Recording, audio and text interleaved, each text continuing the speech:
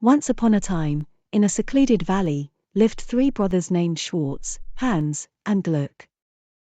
They were known as the Black Brothers for their greed and cruelty. One day, a strange little gentleman came to their farm seeking shelter. Despite objections from his brothers, Gluck allowed him in and shared his food. The old man caused chaos with his wet cloak, but Gluck's kindness did not go unnoticed. As the brothers returned home, they found the house destroyed by a storm, and the old gentleman warned them that it was the last visit he would pay them. The next morning, they discovered the valley ruined by an inundation. Everything was swept away, except for a card left by the old gentleman, revealing his true identity as the Southwest Wind, Esquire.